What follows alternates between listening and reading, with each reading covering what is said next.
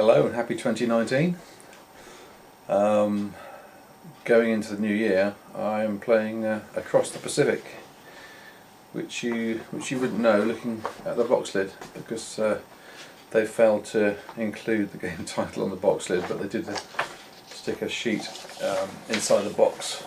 I think that was the intended artwork, which has got the name and of the game and the name of the design on the bottom.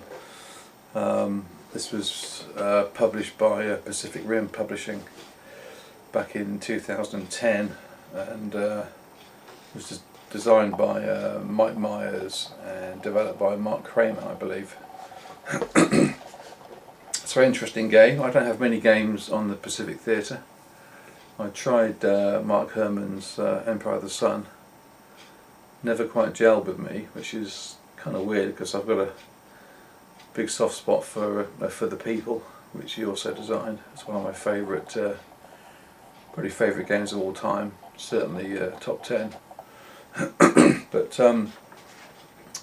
apart from Pacific Victory and I guess Fire in the Sky, not really owned or tried many games on the Pacific Theatre. So I bought this pretty much when it first came out, and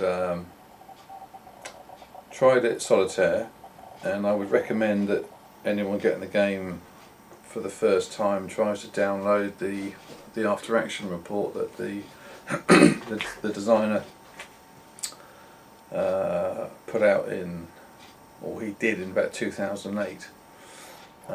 May have been published a bit after that. But it actually walks you through a full game and lets you understand some of the game mechanics, how things are supposed to work.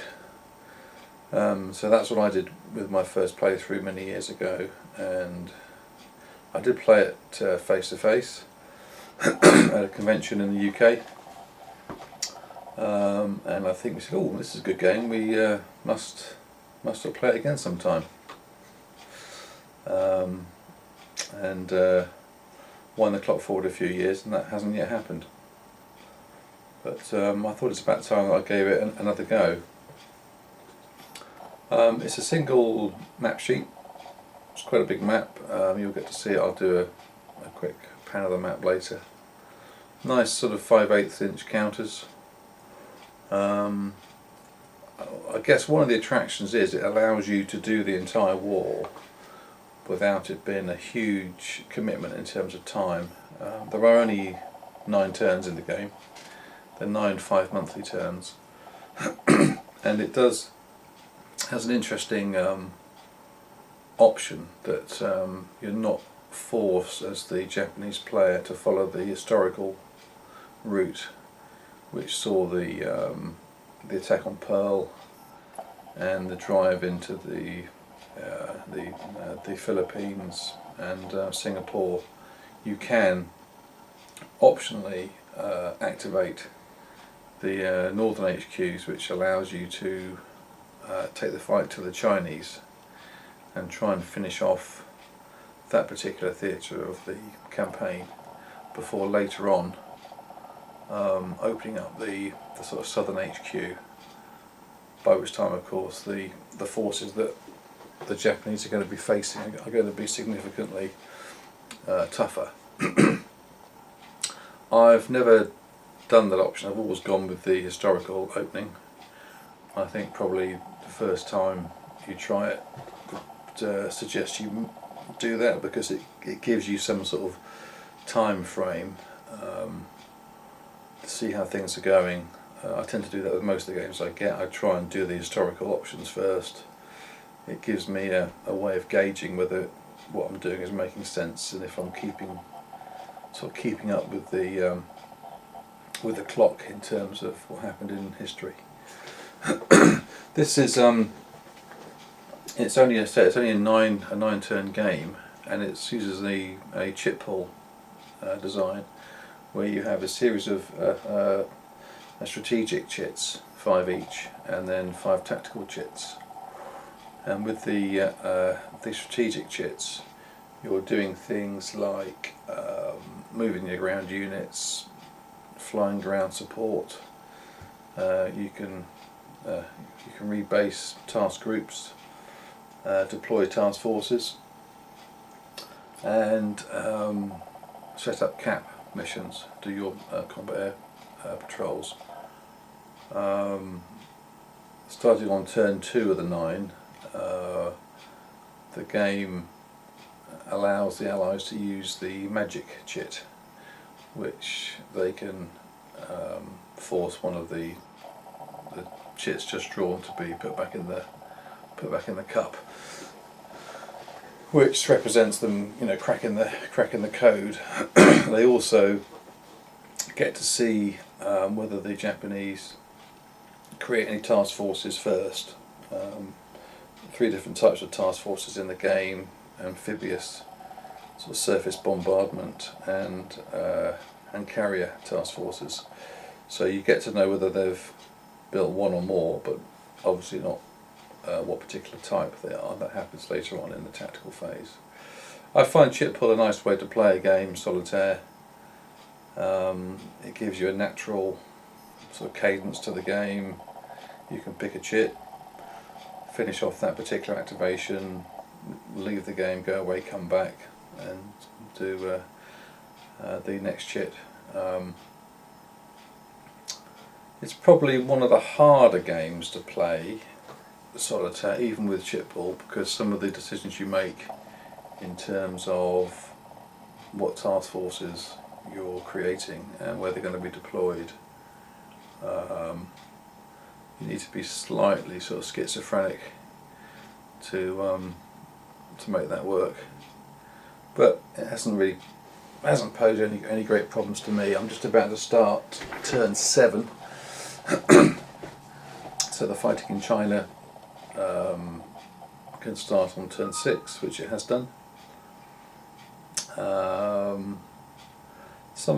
There was a comment on one of the folders about they felt the game it didn't know what it was, whether it was a strategic game or a tactical game, because there's carriers obviously involved, but there's actually specific air types on the carriers. So you've got the named Kates and the Vals and the Dauntlesses and the Wildcats. To me, that's a lot of historical flavour to dismiss if you're just going to go with a generic aircraft point or something. So I'm quite happy with the way the combat is resolved in terms of escorts engaging cap, and then the waves of torpedo bombers, then dive bombers and level bombers. It's got a nice feel to it, and I think it would definitely lose a lot of its appeal if it was done in a more of an abstract way. The rules themselves, I would say, very well written. I've found the designer even now very responsive to some of the questions that I've sent to him. There's a few that wouldn't necessarily jump out at you from the rule book, but I think the rules are pretty complete, and they're not particularly lengthy. I mean, you're talking sort of 20-24 pages. So for a game that's trying to cover the full strategic scope of the war in the Pacific, that is some achievement, I think. What else can we say about it? Be quite keen to get it on the table face to face. I think it'll be more exciting not knowing exactly what the other guy is doing. There is a fog of war element. There's a concept of an air umbrella, which essentially the aircraft have got ranges, and if they're all connected to your home base, then it gives you the ability to shift your air assets around within the air umbrella. And it's one of the objectives for the Allies, is to have an air umbrella which is connected by their strategic bombers from one of the home bases to the home hexes in the Japanese home islands. The, it takes a mindset, I think, to be the Japanese. You're going to have, you'll be doing all the attacking on the first turn clearly, and probably by about turn 3 or 4 you're going to have a different mindset, probably going into more of a defensive mindset. What do I need to hang on to not lose the game? But it models lots of things well. I'll do a quick play around. Oh, one thing I was going to mention was that it has an interesting design in that the Japanese aircraft are rated for a combat effectiveness level. Now these come as separate chits, and at the start of the war they have very experienced pilots, so the range is from +2 to -2 in increments of 1, and by and large the Japanese air at the start of the war's got the advantage, but it slowly degrades as the war progresses. You can launch a kamikaze. A kamikaze weapon can be used, but only with the -2 effectiveness pilots. So at the end of the war, that represents when they've lost the sort of cream of their flying arm. You can start launching the kamikaze divine wind attacks at turn 8 or 9. Haven't got there yet. That'll be interesting to see just how effective those are. It also has a fairly intricate land combat system as well. It's not just a naval and an air game. There's a lot of fighting in Burma, still going on at the moment. Even the Russian forces will be making an appearance late in the game, driving in towards Korea. And as I say, there is an ongoing ground battle at the moment between the Japanese and the Chinese forces. So I believe that there is going to be a game called Across the Mediterranean, or done by the same designer, and that I guess will have slightly more, it must be a different scale clearly, because it's a similar sort of map footprint, but it's just on the Med. So I guess that'll be trying to supply Rommel's Africa Corps across the Mediterranean. I know it'll include the sort of Greek campaign and some other bits and pieces. That'll be a very interesting one. Don't know where that is on the production cycle, but I'd be very interested to pick it up on the back of my experience with this one. I'll take some footage of the map, and that'll be a wrap.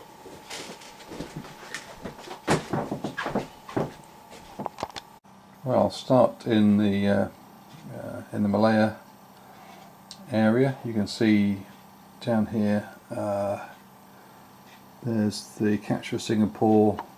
I think that's a given on turn 1 if you go for the southern HQ, and you can see the extent of the Japanese advances into British North Borneo, Java, the Philippines. All this fell.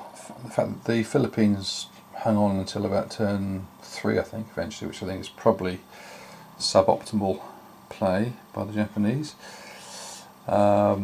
New Guinea, those are actually Australian forces that have pretty much cleared New Guinea now. Over here we can see start of turn 7, so I've been through the task force creation phase. So there is a on Entuitok, and Kwajalein was captured.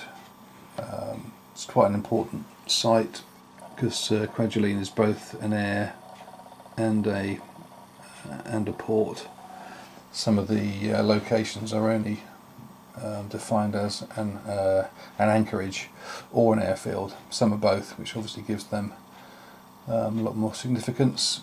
Saipan being another example of that. So you can see Guam and Tinian and Saipan still held by the Japanese. There's some Japanese Marines on Saipan, and moving north there's Iwo Jima, and Okinawa is just over to the west. They're both there's land-based aircraft, and the fact that particular fighter there is a naval fighter which will be flying cap over Iwo Jima. The Japanese home islands, there you can see there has been a Japanese task force. They'll be typically creating one task force a turn on average, purely down to the limitations of the oil. There are down in Java and Singapore, there are certain resource hexes which the Japanese needs to capture and connect via its air umbrella back up to the Japanese home islands to allow them to create task forces, whereas the Allies on the other hand will be creating 3 or possibly 4 a turn in the latter stages of the war. Here we've got Manchuria, or Manchuk, or Manchukio as it is on the map at the time, and North Korea still controlled by the Japanese. And over here we've got the communist Chinese in the north, and the other Chinese forces below. What's happening here is the Japanese are trying to push west to control the airfields that are in China. That's one of the victory conditions. And you've got the Flying Tigers there. I'll just zoom in, you can see that's a P40 unit, so the +1 you can see on the P40 is the combat effectiveness level. So all of the Allied CELs are built into the aircraft, whereas if I just move this fellow away, you'll see that's a 0 CEL for that particular aircraft. You've got the option to move them around, so you can concentrate your better pilots where you think you might need them. And ongoing fighting in Burma. There's some Hurricanes there, there's a transport aircraft. There are parachute missions that can be performed in the game. You've got the Chindits there, that's the Mountain 2-4 unit. There's also Merrill's Marauders are around there somewhere as well. And at the top, if you look at Attu, the Japanese actually captured Attu I think last turn. That's one of the other objectives. And then moving across, you've got the Hawaiian Islands with Pearl at the extreme eastern side of the map. The Japanese still in control of Midway, having successfully conquered it. But I think there's been 3 Allied amphibious task forces created this turn. I'll show those sheets in a minute. So they're probably going to be striking down into the Saipan region, and possibly also against Iwo Jima. So down here, there's pretty quiet down here now. It's Fiji, and these are the chits ready to be pulled, so they'll be going in the cup at the start of turn 7. And you'll pick the 10 strategic chits first, and then when the last one of those is chosen, you'll then move on to the tactical chits, which is where you will move the task forces from the on-station position, or you'll also sortie with the task group which will come out from its particular anchorage. And the last one are the land-based airstrikes. Then once you've done all the chits, you then resolve ground combat, starting with any amphibious invasions. And these are the sheets which would be kept sort of hidden if you're playing it 2-player.